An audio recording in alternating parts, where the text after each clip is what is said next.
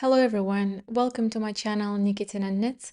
My name is Evgenia and this is a regular podcast episode where I speak about what I just finished, what I'm working on right now, and some of the exciting projects I'm about to cast on during the springtime. For today I have one finished object, which is a sweater, and 5 works in progress, which is both garments and accessories. So grab your knitting, grab your favorite drink, and let's begin with my first finished work. This is a Calista Sweater by Morecaknit. This is a beautiful sweater that I just finished recently, and I already had a chance to wear it yesterday when I was meeting with my friend here in Oviedo. It was quite cold here, and I already even tested how warm it is. It is extremely warm, but let me go through everything step by step. So again, this is a pattern by Morecaknit. It is Calista Sweater, and as you can see, I did quite a few modifications. The first one is obviously I don't have the gradient that was intended within this pattern, and the neckline, I knitted this separately and I folded over rather than knitting top down everything and making it a high neck. So let me speak about the yarn and then I speak about the construction. The yarn is 100% cashmere, which is a Loro Piana brand Coarsehair that has 550 meters per 100 grams, and it has this very beautiful tweed effect. It's not like separate speckles, but it's different coloring within the thread, and some of them are like little dots. It's very beautiful, unique pattern of the yarn that I've never seen before. And I'm extremely happy I had a chance to knit with this yarn. It's an Italian yarn on cone, and I think if you research enough, you can find this yarn somewhere in Europe. I don't know about the US, if it's available somewhere in the US, but in Europe for sure you can find it. And I do recommend to knit with this. I knitted with 3 strands held together, and before blocking it looked horrible, because it has the spinning oil in it, and the whole sweater looked very, slouchy and irregular shape, very dry feeling, completely zero elasticity. And when I was knitting with this, I was like, oh my gosh, when am I going to be done? So this was not an enjoyable progress, I could say. I was really waiting to be done with that. But I knew that the result is going to please me a lot and I will enjoy wearing it a lot because I watched my swatch and I really loved the result that it gave me. It is completely 2 different realities before and after. The reason to that is because Loro Piana produces yarn to be used only with machines, and spinning oil is very necessary because if not, the fluffy, beautiful carded cashmere is just going to get stuck with the machine during the knits. So that is the challenge. The reason why I didn't go for any other commercial, hand knitted cashmeres is the price. This is way cheaper, like maybe more than half cheaper, and it's really extremely soft and extremely luxurious. So I have a whole sweater knitted completely of Cardiff cashmere, the famous cashmere that we know in the market, and that's what it cost me, 130 euros. And that was on discount. So originally it would cost me around 150 euros plus delivery. This sweater cost me 65 euros, and I bought this yarn from Ukraine about 2 years ago. So I don't know how much it would cost now if you buy it from, Eastern European countries, because of course there is going to be a bit more expensive. But then if you buy it from Ukrainian shops, you will have to pay the VAT and the delivery that is a bit more expensive than within European Union. So I guess you could try if you got inspired by me knitting this sweater with. I definitely recommend it, but I'm not sure how much in the end it's going to cost you. Definitely more than 65 euros because I didn't pay for shipping. My mother brought all of the yarns here in Spain when she was visiting me.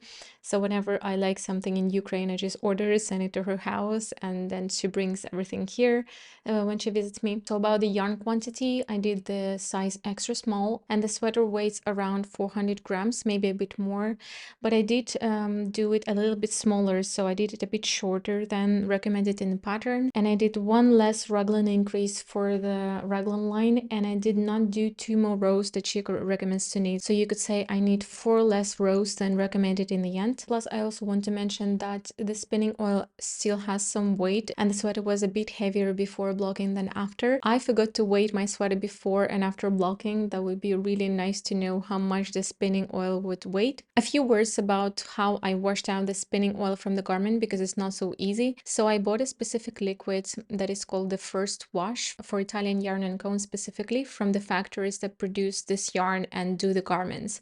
I bought this again from the Ukrainian shop, and that kind of washes out all of the paraffin, all of the oils, etc. So I just follow the instruction, how much I need per liter. And I also added alkaline, the famous washing gel that we all use, but I added just a bit more than recommended in the instruction.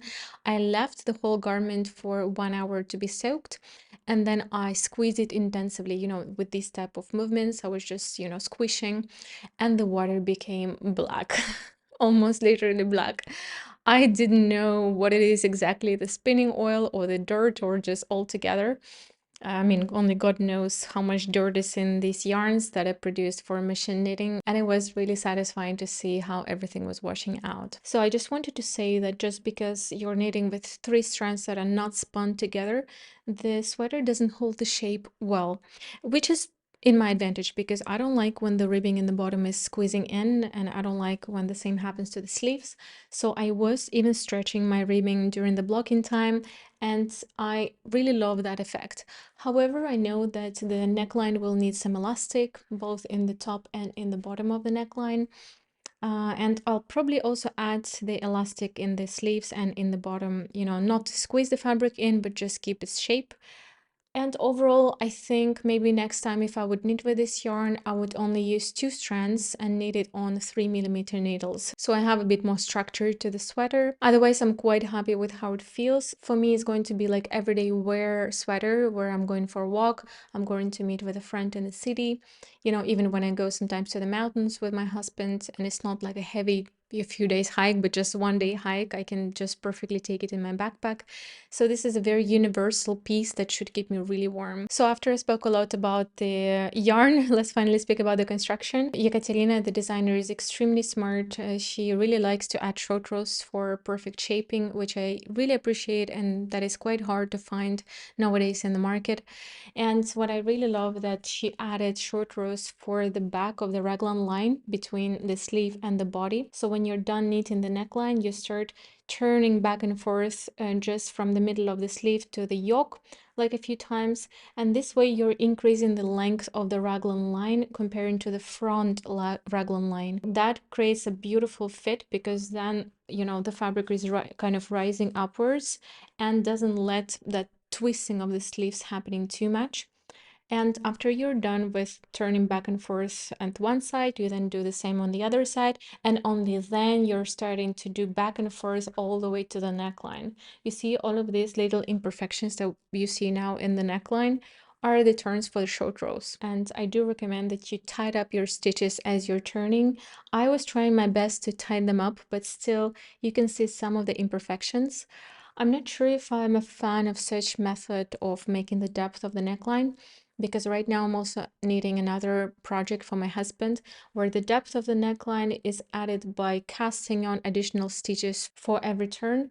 And I think I prefer the cast on method a bit more because then you don't have that stretched stitches as you turn. But still, it doesn't bother me much because again, the yarn is filling up the gapes with its fluff. However, I think if the yarn would be super smooth and there would be no additional thread like mohair or, Alpakka, then the terms would be a bit more visible and that would bother me a little bit. So then when you're done with neck shaping, you're connecting everything in the round and you're knitting a regular raglan with very regular increases in every second row as we're used to. You knit it to necessary length and then you split for sleeves, you knit the body down, you finish with the ribbing, you pick up for the sleeves, you do the decreases for the sleeves, and you finish with the ribbing as well. For all of the edges, she's using Italian sew and bind off, which I really loved, and I did. And with this yarn, it looked extremely horrible right after finishing it, but I believed in the magic of blocking, and it works quite well. I really love how it looks. So I was speaking about this in my last podcast. I messed up the stitch,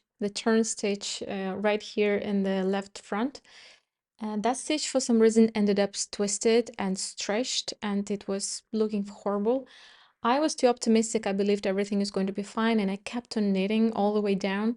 And then as the fabric was growing, it was stretching the neckline a bit down and that was really bothering me a lot. So I didn't know what to do. I got a lot of suggestions from you in the comments. Thank you very much. I really appreciate that. So I ended up following one of the suggestions that was, unravel one stitch all the way up and try to fix it here. And there was a risk that it would be completely a disaster because it's a German short row stitch. And, fixing the German short row stitch is something completely new to me. I've never done that before. And if I would mess up, it would be right here you know, in the neckline.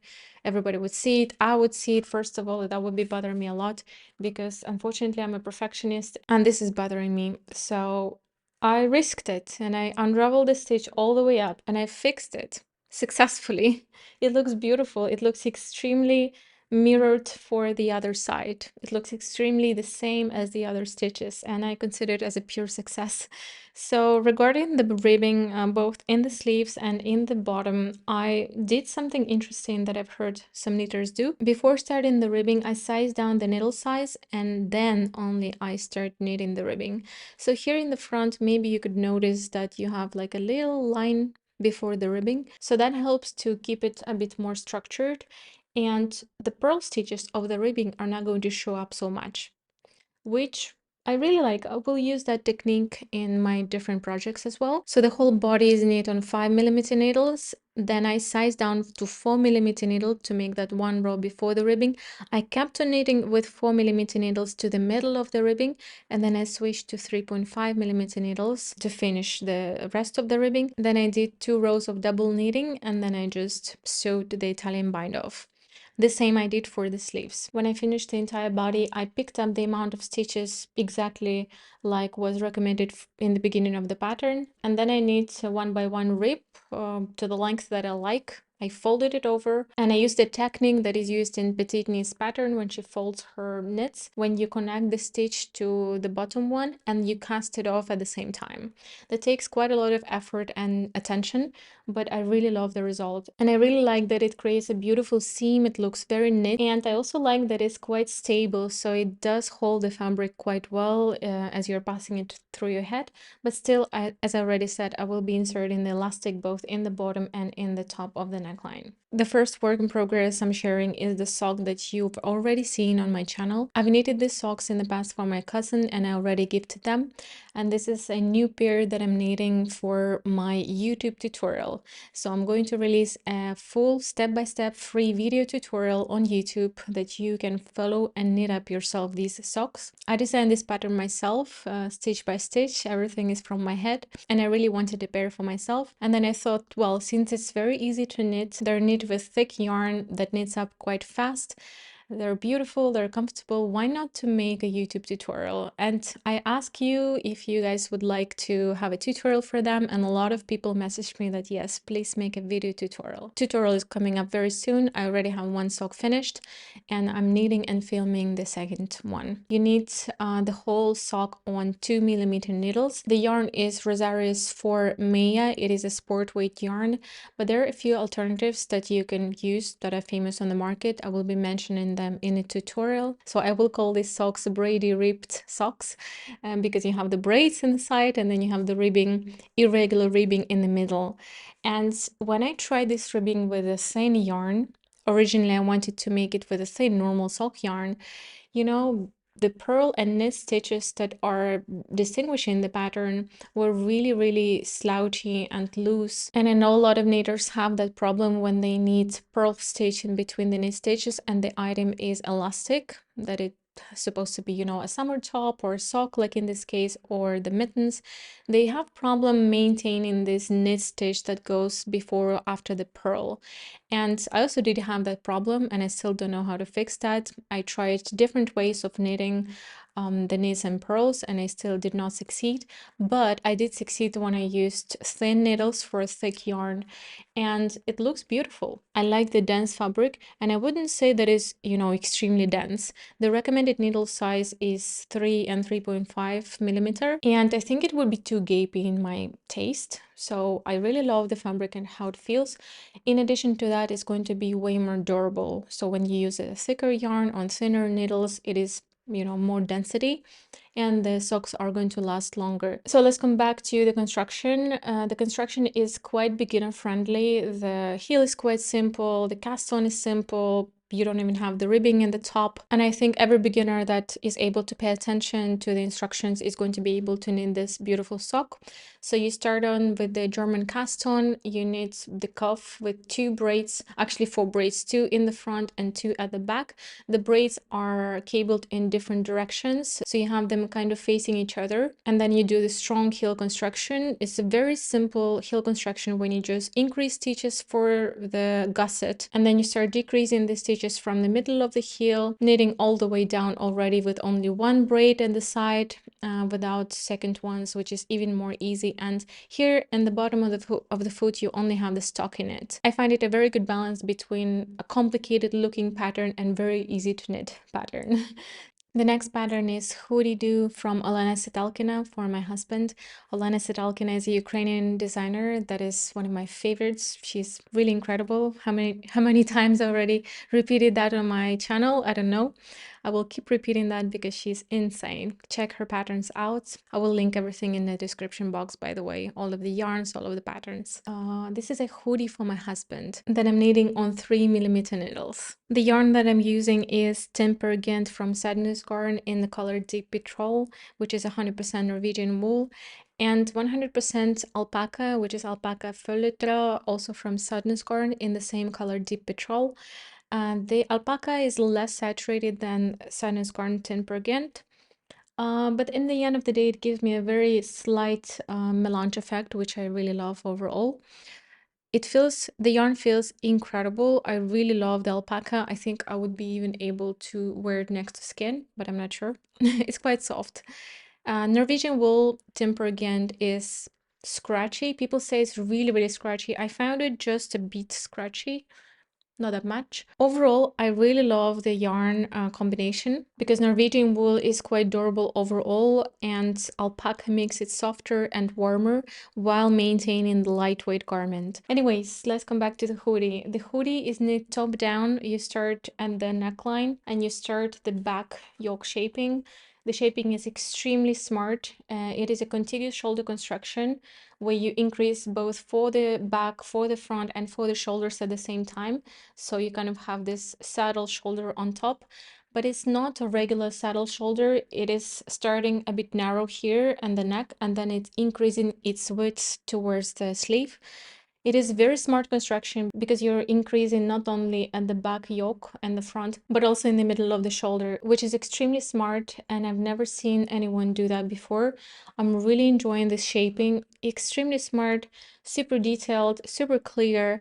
Totally recommend, especially if you're so nerdy when it comes to fit, as well as me, and you're very picky when it comes to the fit. You will not be disappointed. I'm so excited to knit more garments from Svetlana because she's insane. Here in the pattern, she's using all types of increases, yarn over increases, make one to the left, make one to the right, cast on, new stitches increases, all types of things.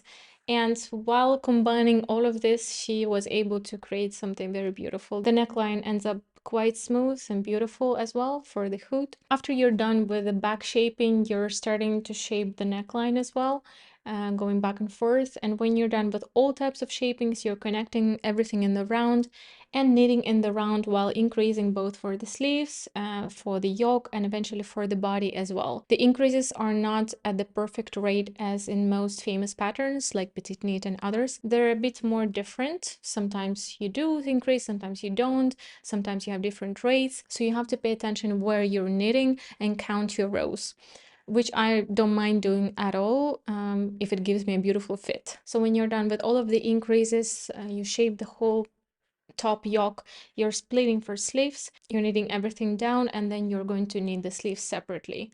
She also has a pocket in the front, but I'm not going to make the pocket because luckily my husband doesn't want it. However, I think I would like to try knitting the pocket. It would be some interesting experience for me.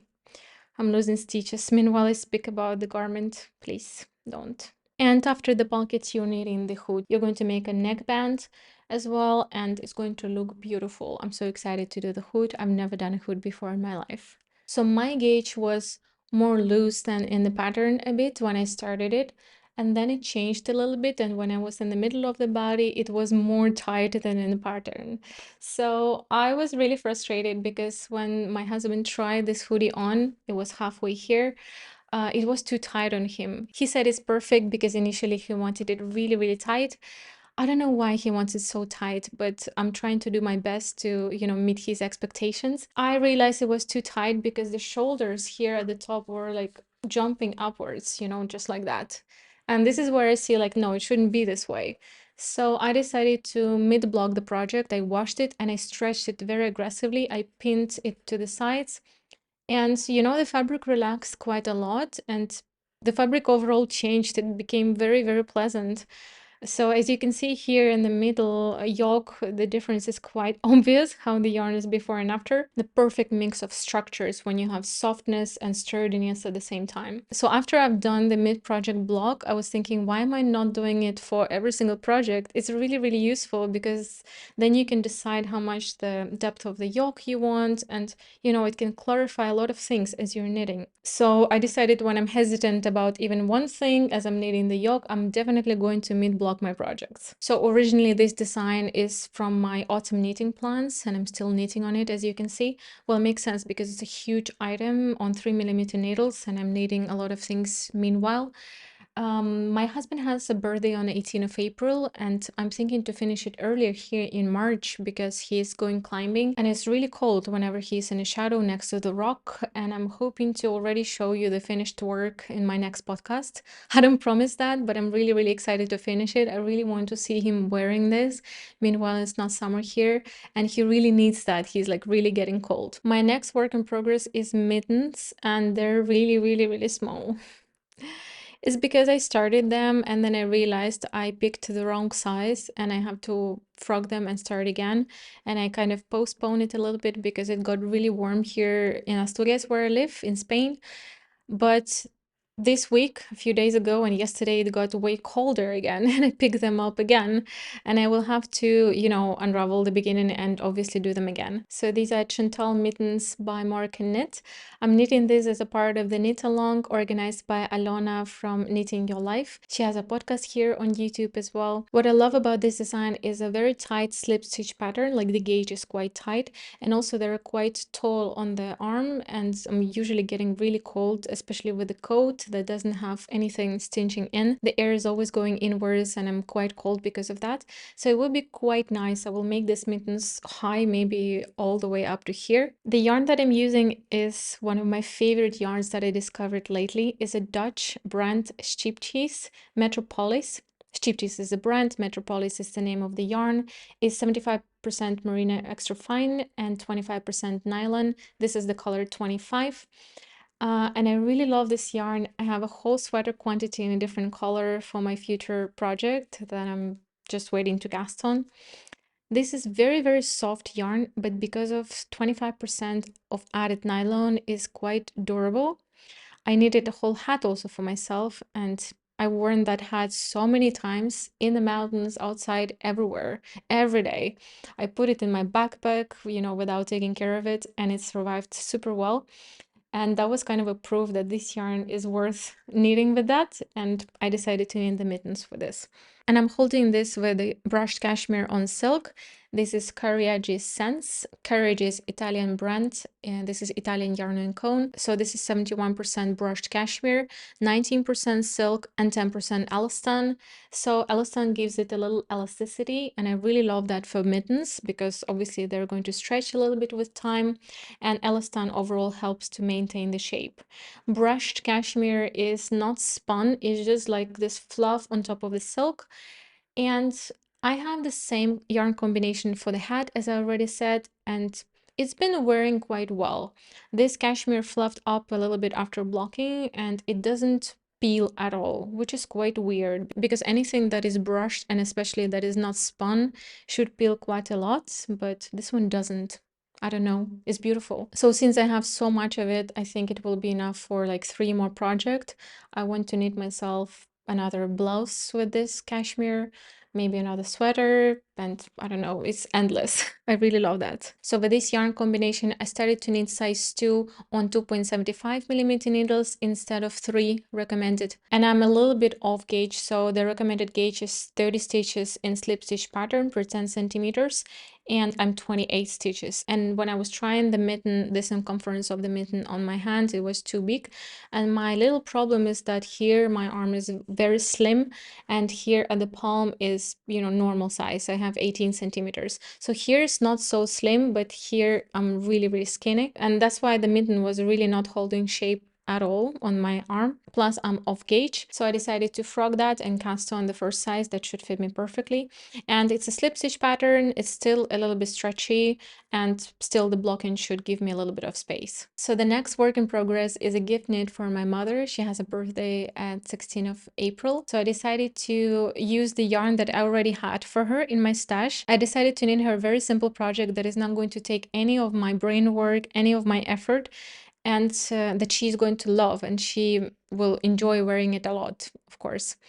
So it's a Cumulus Blouse all neck by Petite Knit. The thing is, I decided to not knit any Petite Knits patterns in 2025, not because there is something wrong with her patterns. I really love her patterns and I enjoy her new designs that are coming out, but I just got really bored of the same designs over and over again, not only hearing them on the internet, but also knitting them myself. I know every single design of her, I know how everything is knit, and I just got bored at some point to keep on knitting from Petite Knit.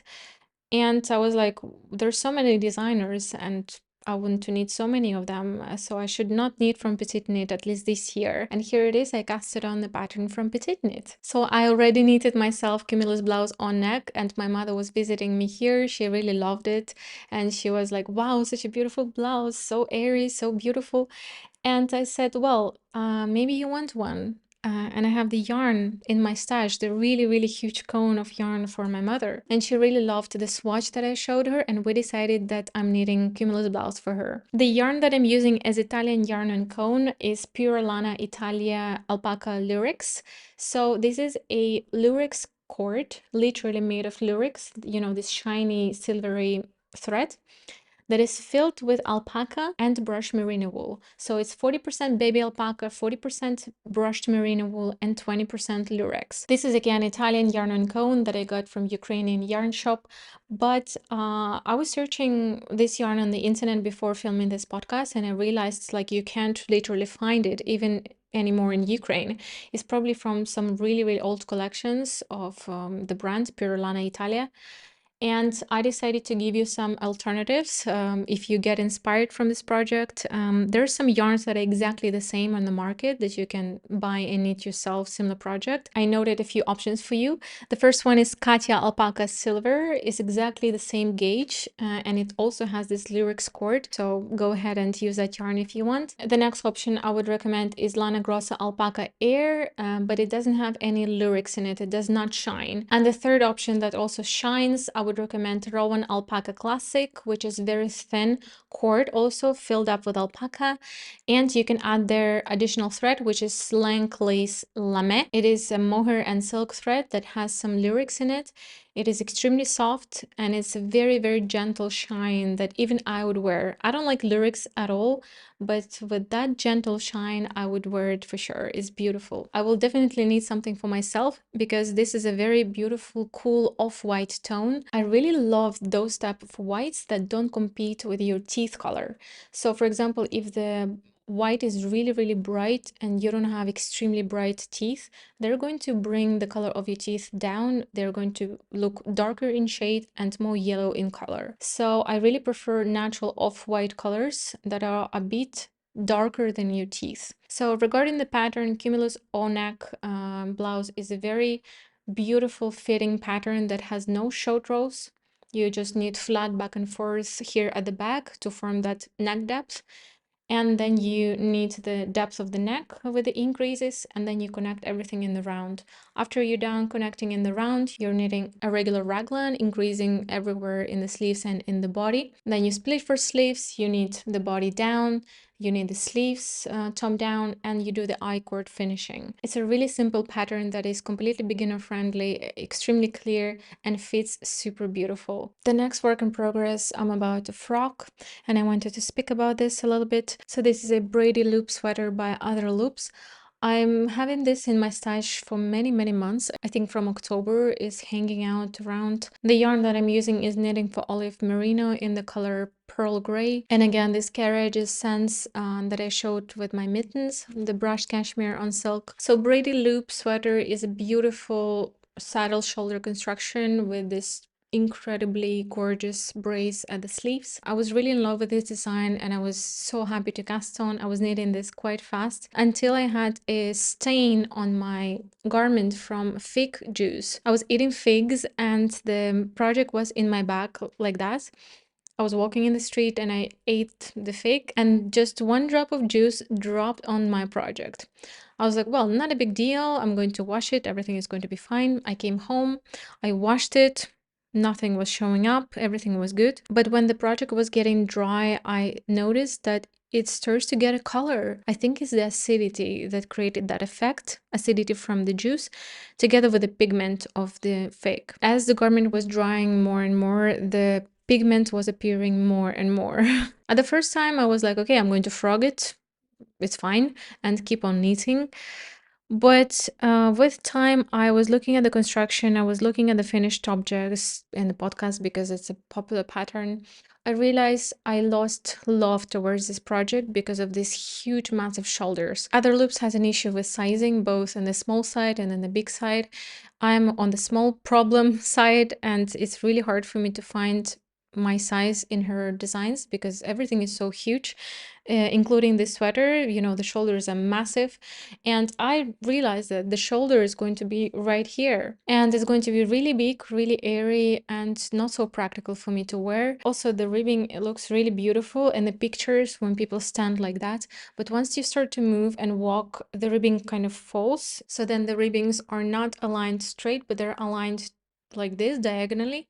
That increases the width of the shoulders even more visually. I realize it's a really beautiful design. I really love that, but I need a smaller size for this project because if the shoulder would be over here, it would be beautiful. It would fall just a little bit off my shoulder and then keep on to the bottom, but it's not, and it's really huge. So I lost my motivation plus the stain. Maybe I change my mind in the future and I need this project, but right now I'm going to use the yarn for something else.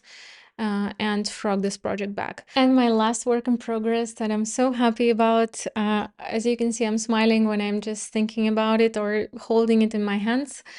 It is a Cognac Sweater by Atelier Castin. It's a project that is a part of the knit along that I'm hosting with Sherry from the Good Knits. She also has a podcast here on YouTube. We organized a knit along that you can, by the way, still join. It runs all the way up to 31st of March, so you still have one full month to knit this. And Cognac Sweater has also a brother, a Cognac cardigan, and people within our knit along can choose either a cardigan or sweater to knit. We already have an Instagram chat started and we're knitting this all together, exchanging all of the expression, comments, sharing our progress pictures. So if you still want to join, message me or Sherry on Instagram and we're going to add you in the chat so you can join our sweater. The project is knit on 6mm needles and it knits up really, really fast.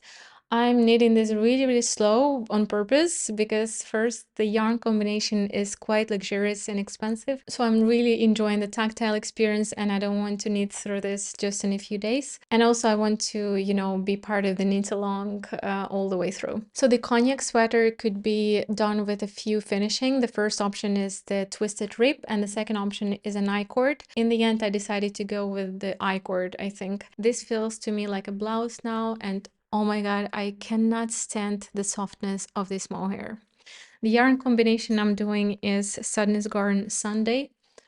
This is 100% merino wool. It's my first time knitting with this yarn and I really love that. It's extremely soft, it's really well spun, really, really consistent. I don't see much changing of the thickness of the thread, which is appreciated because a lot of yarns have that issue.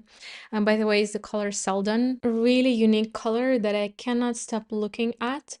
And I spent quite a lot of time to find mohair that would match exactly this color.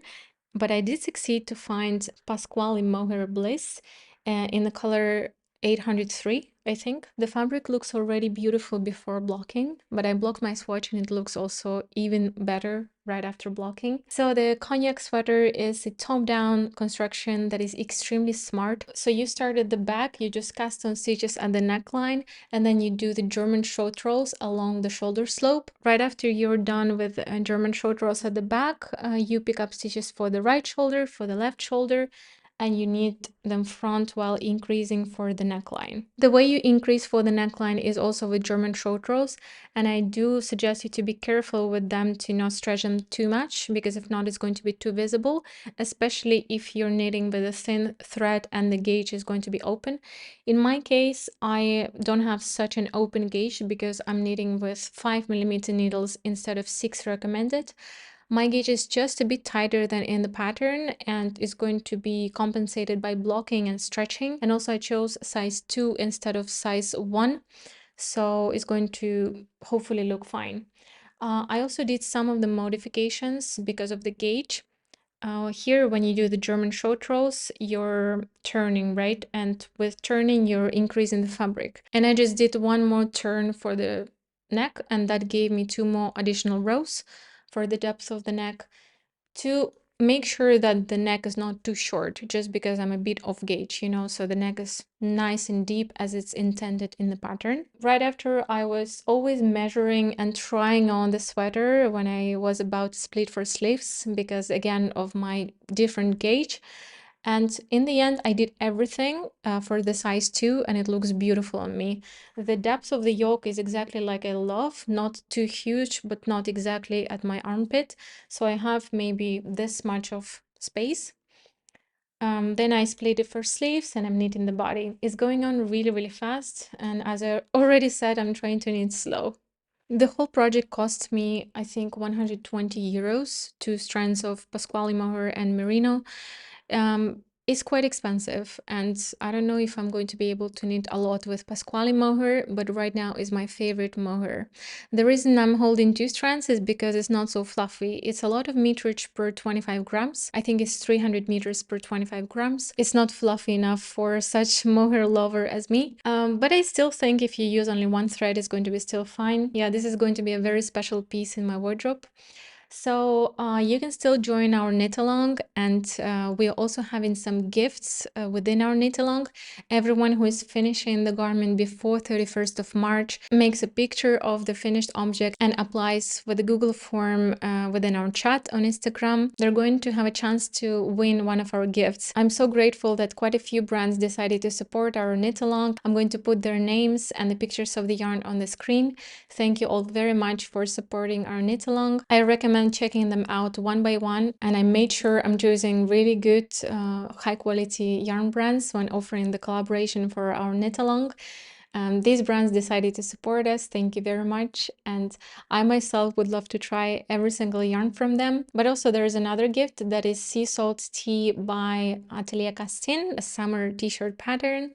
For one of the winners as well. So again, if you want to join our knit along, message me or Sherry on Instagram, and we're going to be adding you to the group. Well, that was it for my work in progress. I did not buy anything new during these months since I filmed my last podcast, but I am so excited to start my new projects. I'm going to finally start 2 Korean knitting patterns that are available in English. It is a Blossom Vest by Knits Perma, and it is a Ram Sweater by Knitter Soul. I spoke about the yarn and all of the details about these projects in my winter knitting plans. So if you haven't seen that video, I do suggest you to go and check it out. You'll find a lot of spring knitting inspiration from there. Even though it's called winter knitting plans, I did make plans considering that I'm not going to be able to finish them during winter, obviously. It's going to be all the way up to summer, including spring. So I hope you also enjoy your spring adventures, both knitting wise and non-knitting wise. Thank you again very much for watching, and I'm hoping to see you soon in my next video.